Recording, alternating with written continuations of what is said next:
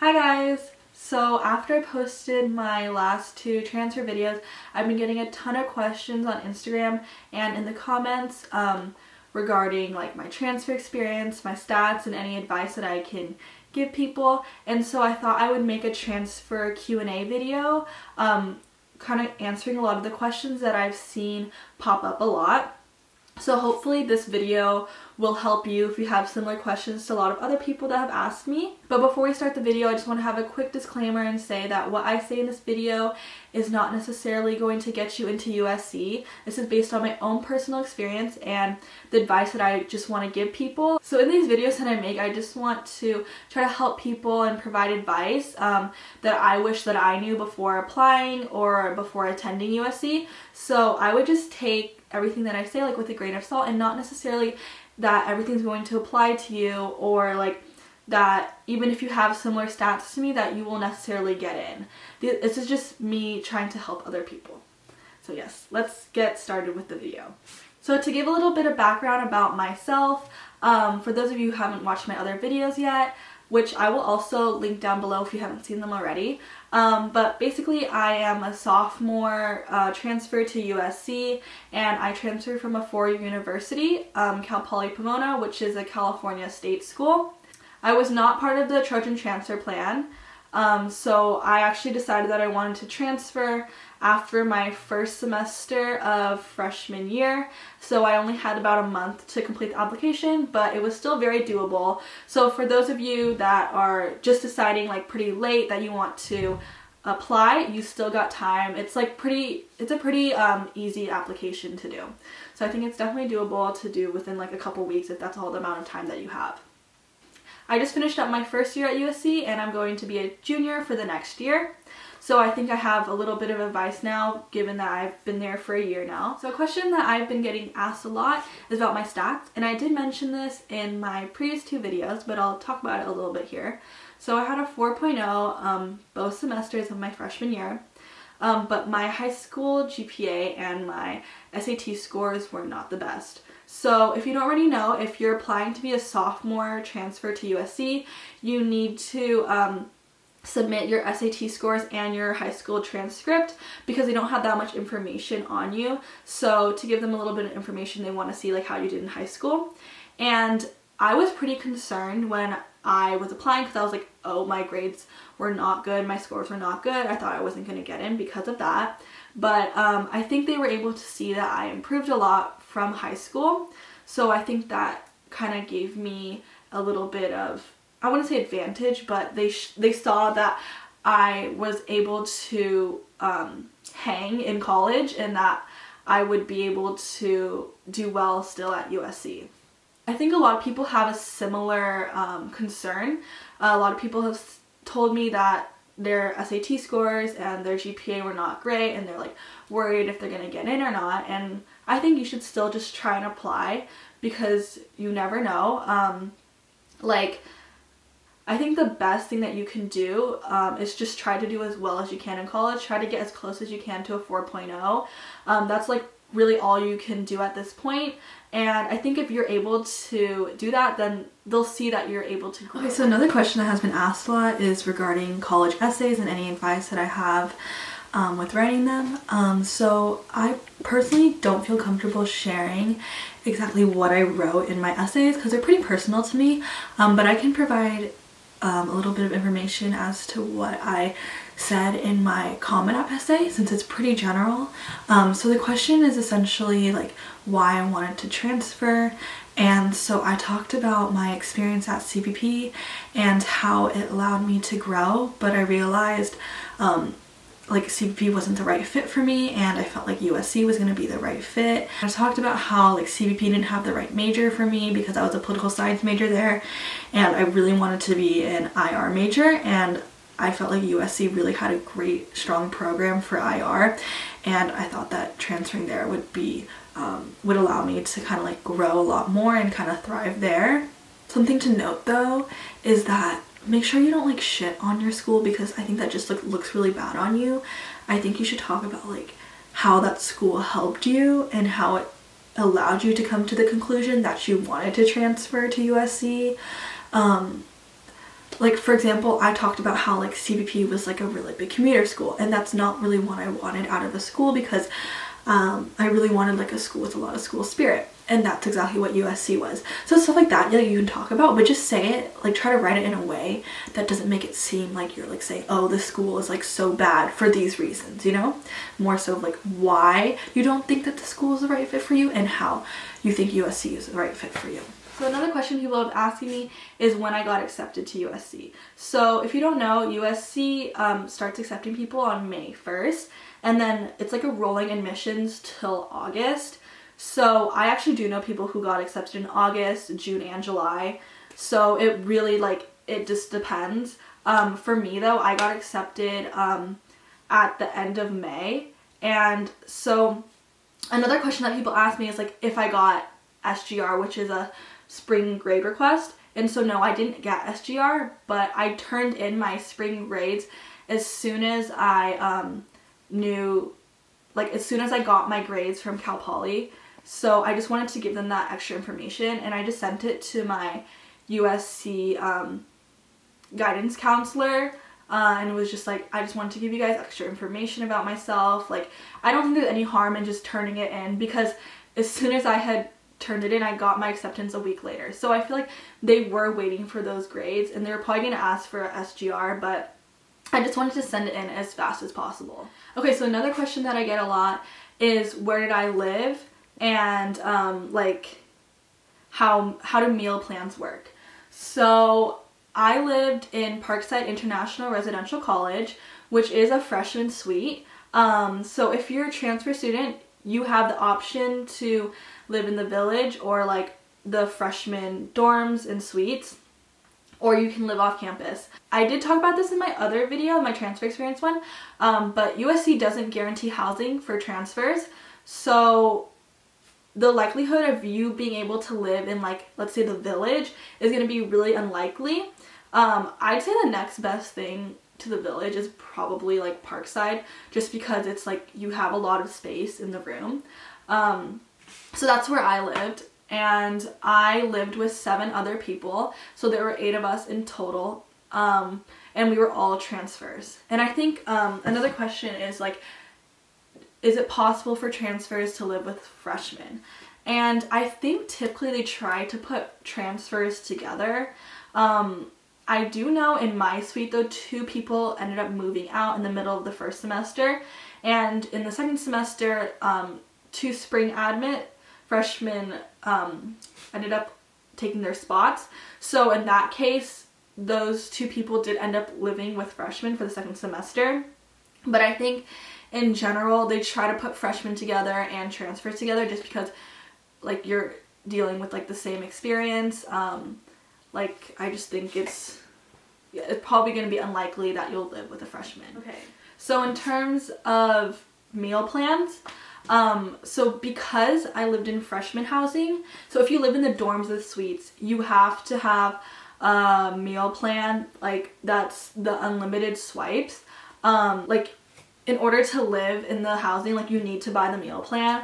So what this means is like, since you have unlimited swipes, you can use it at any of the 3 dining halls, and you can go in at any time of the day, like as long as they're open, and swipe as many times. Like a lot of times I would literally go to the dining hall and just fill up my water bottle. So like it's pretty nice to be able to have unlimited, but it is like pretty expensive. It's like $3,500 maybe per semester added on to your additional fee. And I think that living in Parkside was like $5,600, so it did end up like adding up. If you live in like the village, you can also get like the apartment plan. So like even if you live in the village, like you still have to get a dining plan, but like you don't have to get the unlimited one. Like you can if you want to, but like it's not required. So I think the other one is like you get a specific amount of swipes. I think it's like 40 swipes or something like that. And then you get dining dollars as well. And with the dining dollars, like you can, it's like cash basically. And so you can use it at any of the restaurants on campus, but you can't use it in the village because the village is technically off campus. So it's only like for example, the Starbucks on campus, stuff like that. The next question that I've gotten is about the course petitioning process and how it works. Do a lot of courses end up transferring over? This is more for like a question of after you've already gotten accepted. So for me, at first, like when I got accepted, the courses did not seem like they were going to transfer over, and I was like really scared because I thought, okay, I'm going to have to like restart and do a bunch of these classes. But after you decide to commit to USC and you pick an orientation date, the academic advisors begin to kind of calculate which courses satisfy, like which courses you've already taken and which satisfy specific GE requirements. And so they'll do all of that before your orientation date, because at orientation then you sign up for all your classes and you're able to see which GEs you still need to take. So for me, by the time of orientation, all my classes transferred over for credit, but some of them didn't satisfy specific requirements that I needed to take. So for example, with one of my IR classes, I had taken an IR class at Cal Poly Pomona, and my academic advisor said that she needed to still see like a syllabus or like some work that I had done in that class to see if the course was still the same. This is a piece of advice: make sure you hold on to all of your syllabus or syllabi, because you never know if they'll ask for it, and like you don't want to have to retake a class just because you don't have that piece of information. So after I sent in the syllabus, she accepted it and I was able to get out of that class. With another class, which is Writ 150, which is like a writing class that everyone has to take, I had taken a writing class at Cal Poly Pomona, and they had said at first it didn't transfer over. So I had to do an articulation petition for that class, and basically online there's like this like on your like my USC portal, there's this option to be able to do an articulation petition, and you upload like a bunch of essays or like information from that class that like you took, like papers, whatever. And so what I did was I just like uploaded like a syllabus and then like all the essays that I had written in that class, and then submitted it.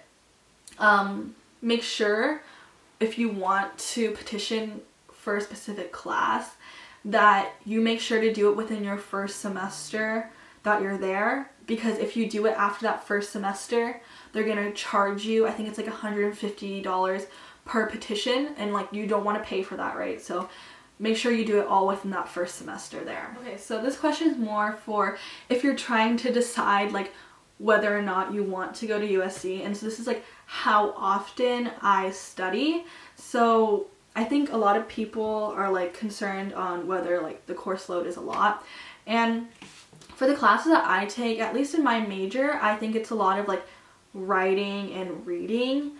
So I don't have to study like a lot. It is like a lot of readings that take up a lot of time, but I wouldn't say that like the course load is excessive. That also depends on your major though, but I do know a lot of like pre-med majors, like CS majors, and they are like studying a lot and like coding, doing a lot of work a lot of the times. But I think something with USC is good is that a lot of people have this mentality of like work hard, play hard. So like they'll like work like really hard like throughout the week, and then once the weekend hits, like they'll make time to like have fun.